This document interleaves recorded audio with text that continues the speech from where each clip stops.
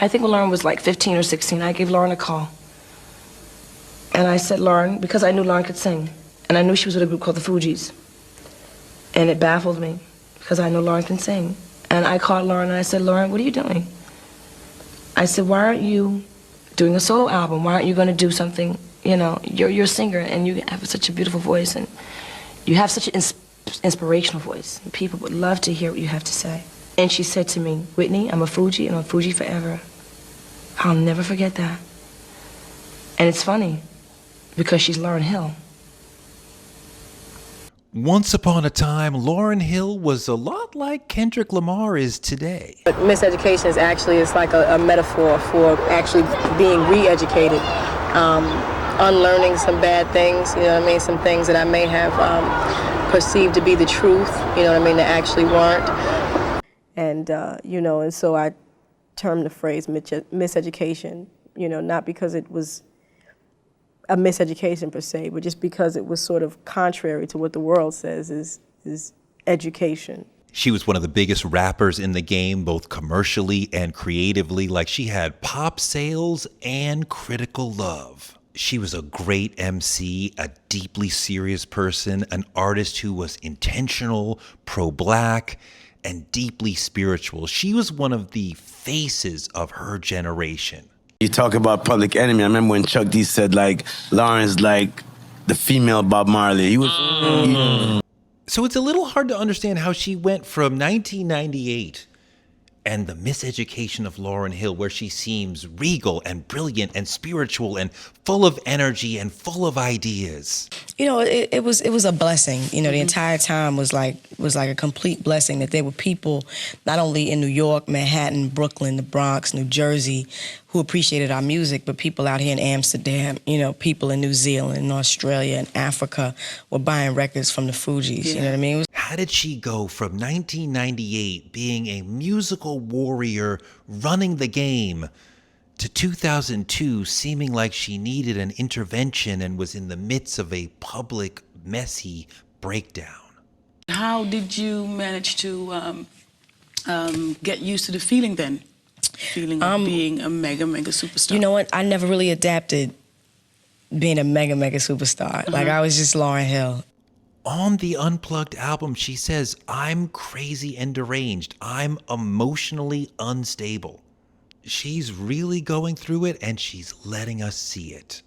One record exec told me, the most commonly held falsity in the game is that artists have it all together. They fall apart. All the great ones have a moment where you go, are they really all there? And I think Lauryn chose to expose that to the world. Now, a breakdown is a response. It's a response probably to trauma. So the question isn't really about the breakdown. It's what happened before when we thought that she was on top of the world. What happened that led to this breakdown? If you want to know what really happened to Lauryn Hill, you have come to the right place. I interviewed her several times. I wrote long stories about her for Rolling Stone. I've interviewed Pras. I've interviewed Wyclef. I've interviewed a lot of the people around the crew and friends of theirs and other collaborators they've worked with. And I think I have an answer to what really happened to Lauryn Hill. One thing you have to keep in mind is that within the Fugees, there was a lot of internal romance and internal competition. Lauryn and Wyclef were constantly competing musically, trying to outdo each other. They were also dating through most of the Fugees' history. They were dating before Wyclef got married and after Wyclef married. That's from both Pras and Clef. Lauryn is not disputing the story. It's just I've talked to them and I have not asked her about that. So in 96, the year of the score, Lauryn meets Rohan Marley, son of Bob, former University of Miami football player. He played defense on a very tough defensive squad on one of the best teams. But this is when Miami was hot. He played with Warren Sapp. After Lauryn met Rohan and started dating him, she got pregnant. Pras told me when she got pregnant, the group kind of fell apart. He said that's when things got really crazy. Wyclef, in his autobiography, said Lauryn told him the baby was his. And Pras told me that Wyclef had said that Lauryn told him the baby was his. That years before the autobiography came out, he said that to me. But it was Rohan's child. And when Wyclef learned that, his heart was broken. He says in the autobiography, I was married and Lauryn and I were having an affair, but she led me to believe that the baby was mine, and I couldn't forgive that. Our love spell was broken. By that point, the whole group was broken. The whole thing was falling apart. Now, do not take this to mean that Lauryn broke up the Fugees, because Pras' testimony is that Wyclef is the cancer. He said that to me. He's the cancer. He's the reason why it broke up, and you can quote me. And he says that because he wanted Wyclef to see it. Lauryn starts making the Miseducation, and Wyclef offers to help her, and she says, no, I don't want you to be part of this. Not because she doesn't love him or anything like that. No, it's because she does this album with the vibe of, I want people to think that I too am a musical genius. And if he's working on this album, that undercuts my message. If that album had a subtitle, it would have been like, I too am a musical genius.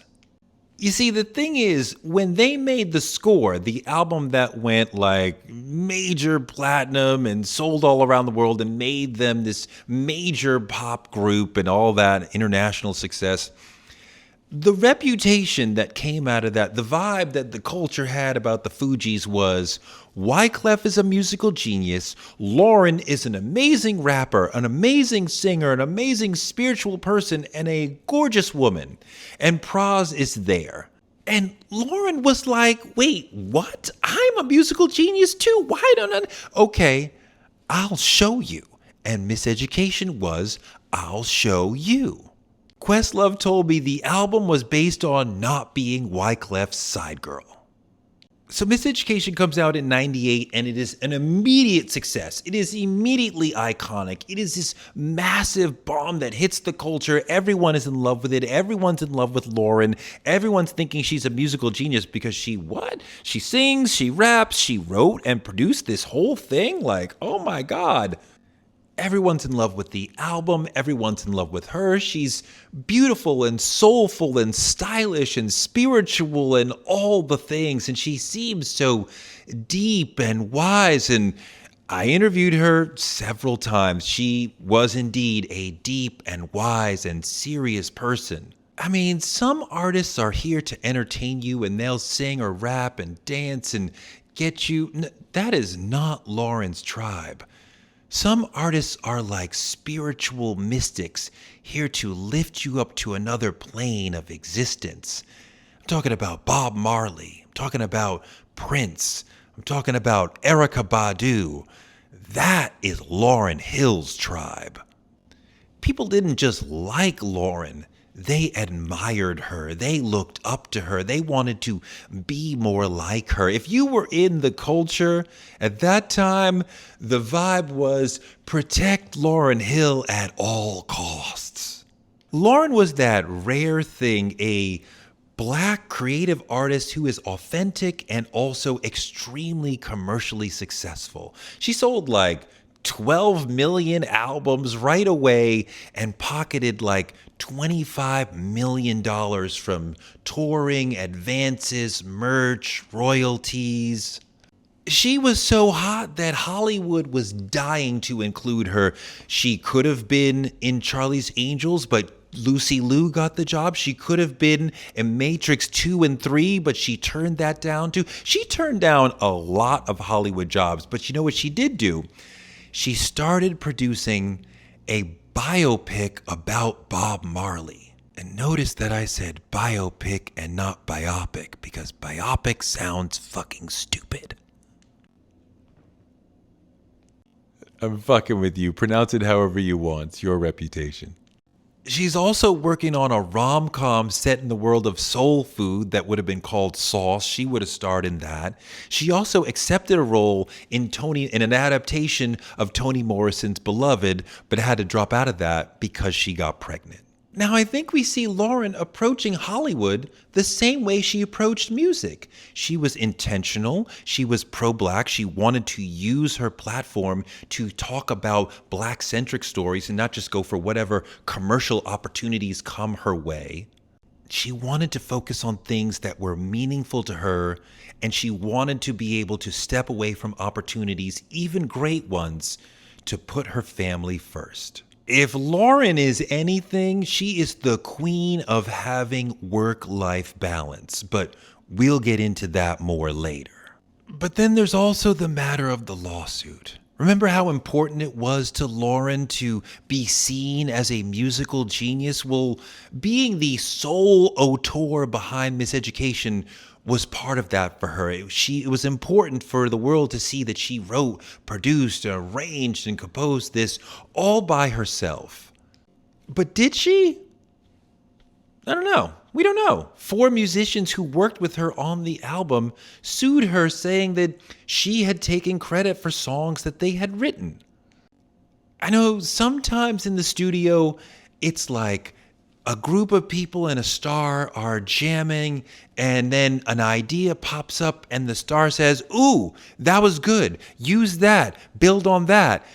And sometimes it gets messy and like, who wrote what? Of course, there is also a huge history in the music business of stars bigfooting smaller writers and taking things that they wrote and claiming it as their own.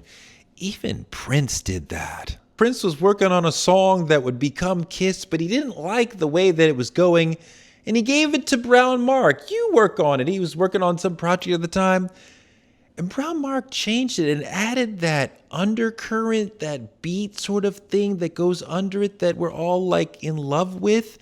And when Prince heard that, he said, "Oh, wait, let me get that back." And Mark thought that Prince was going to give him credit for that.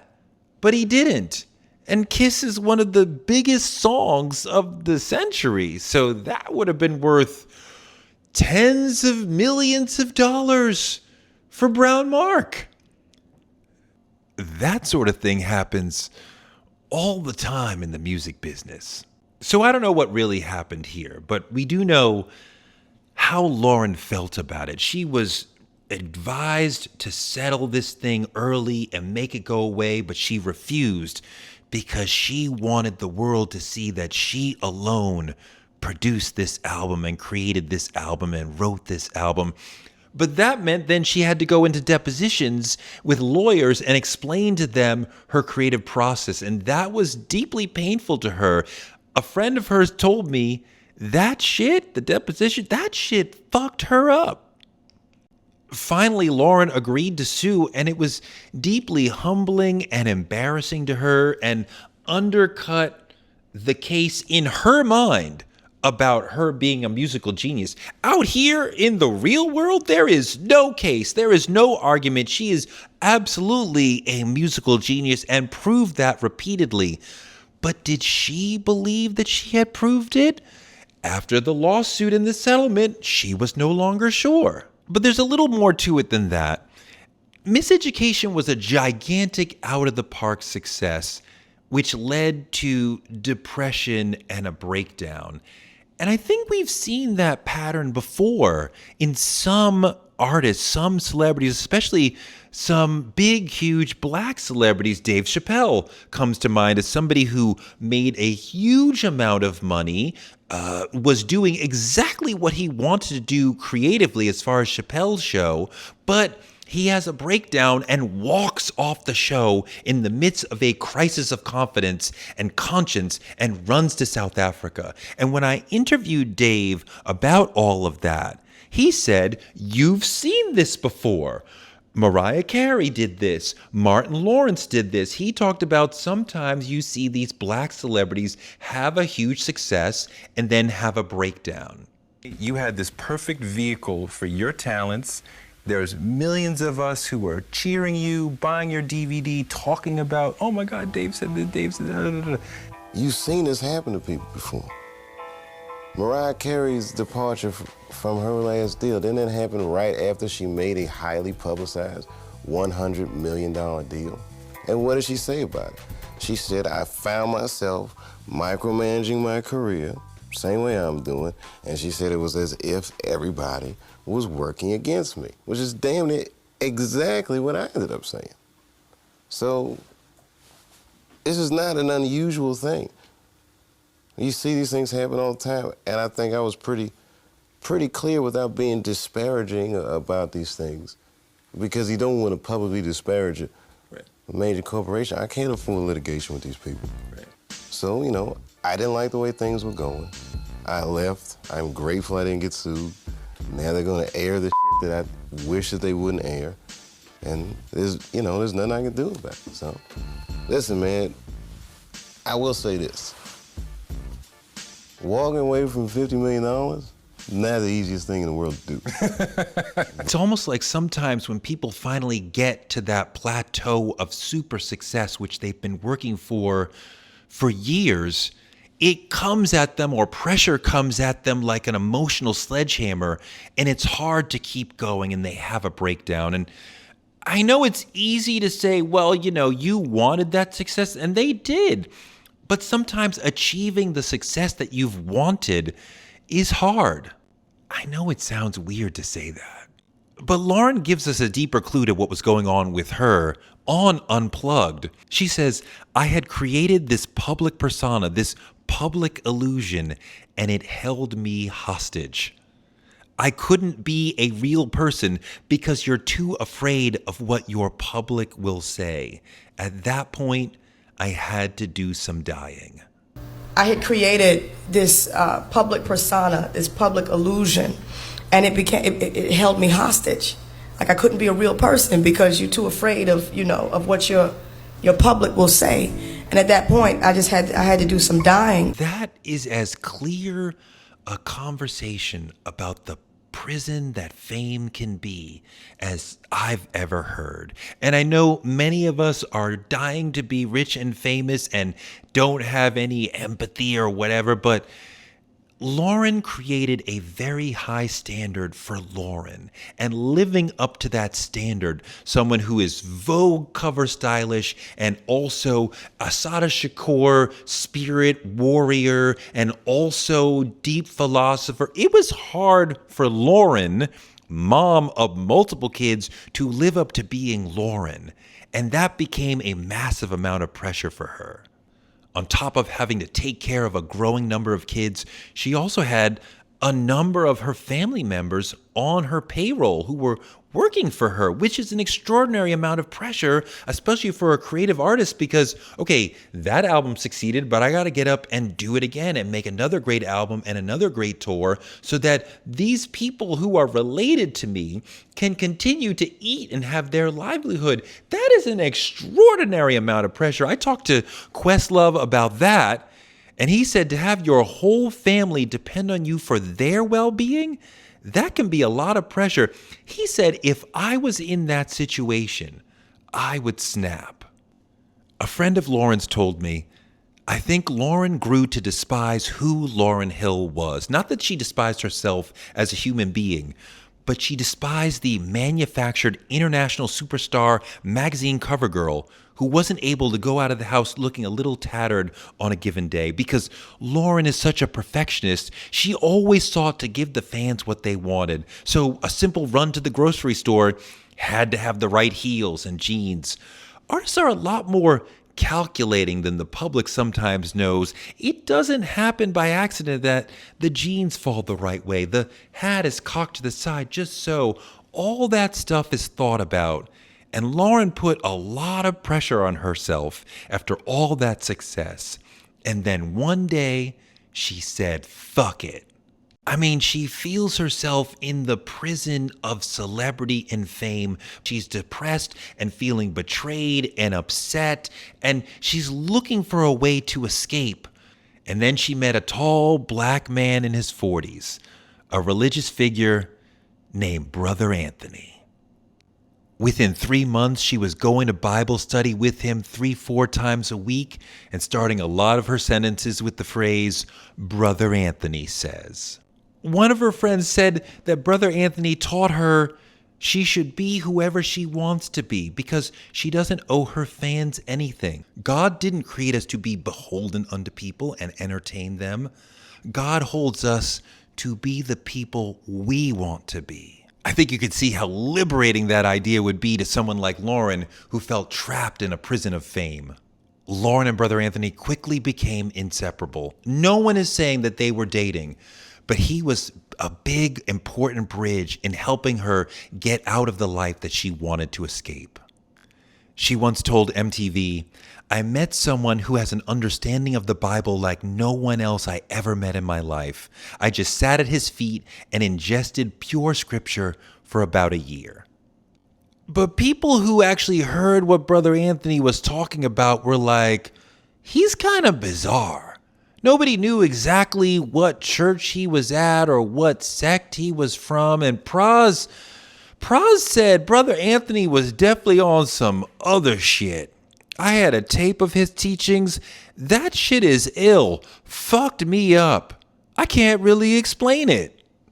It was some weird shit, man. It was some real cult shit. When I heard the tape, I couldn't believe that this dude was really serious. He was saying, give up all your money. I don't know if it meant give it to me or whatever, but on the tape he said, money doesn't mean anything. Many people say Brother Anthony drove a wedge between Lauryn and the world, but at that time, that's what Lauryn wanted. She wanted a break from the world, and Brother Anthony gave her that. But I'm not saying Brother Anthony is the problem. He is the solution to the problem that Lauryn had. The problem was that she was in the music business, which is toxic and difficult and will lead you to feeling betrayed by people and feeling like you can't trust people. The problem was that she was in a group situation that was toxic and difficult, and her relationship with Wyclef, that was infidelity, that was toxic, that was difficult, that was very hurtful to her and left her on a collision course with humility. I mean, the whole competition with Wyclef left her feeling like she had to prove herself to be something that she already was, and she was already seen as that. But suddenly, the whole fault within her becomes so fragile because it's all so emotional that 4 people say they helped her a little with the songs, and suddenly that the loss of this idea that she's a musical genius, like, so she didn't do it 100%, she did it 90%, but like, she's still clearly a musical genius, but she also had created this sense of pressure, this Lauryn who wasn't realistic, who was this amazing person, and she's like, I that is authentically me, but I cannot live up to that day by day. That is a really hard standard. It is a lot of pressure, especially for somebody who had a lot of kids. Part of the story of Lauryn Hill is the insistence on having a work-life balance, even if that means pissing off the fans sometimes. Lauryn Hill is defending her reputation for always being late. Now, Lauryn is known for showing up, hours late. When they pay you $300, $400 a ticket, they are recognizing your greatness and your art and appreciating both. So now you need to appreciate the marriage that you have just made to these people that got kids at home that might have taken their light bill money to come see you and show the fuck up on time. Wrong. And my nigga, I'm a Lauryn Hill stan. Wrong, and I'm stopping all of that cap about artists having to be appreciative. No, they don't. They don't. I get it. I waited 2-3 hours for her once in Brooklyn, but she's not putting you ahead of her kids, and she's insisting on having a work-life balance. And the reason why she's not getting to the show on time is because something is going on that is preventing her from being there, and she is not putting you ahead of her kids. And now, you can say, it's so easy to say, well, then just don't do shows if you can't promise us you can't be. Life is not filled with absolutes, and life is not that easy. She is putting her children first, but also she loves performing. She loves being a star. She has wanted that since she was a child. And this is the most effective way for her to make money and take care of her children. So she has to have this in her life. And she demands it so she can have something for herself. But she also insists on being there for her children at every possible moment. So sometimes you are going to miss out because she's prioritizing her children. She's putting the work-life balance ahead of the work, which is something that we have been talking about. The millennials have taught us. Gen X was constantly saying, how do you have a work-life balance? Lauryn figured it out. Don't hate on her because she figured it out. Yeah, it's you who have to pay because you have to wait with your time because she's putting her children first. But tell me, the person we met through Miseducation, who had skits where Ras Baraka was talking to children about love, that woman, of course she's going to put her children ahead of her career. Is that even surprising? I mean, seriously, if your biggest complaint with Lauryn is that she showed up late to your show, yeah, you deserve to have the artist show up on time, but you know what? She's prioritizing her children. She's a mother first. And I respect that. I think we all can respect that. Yeah, I'm not trying to be rich. I'm not trying to be a superstar.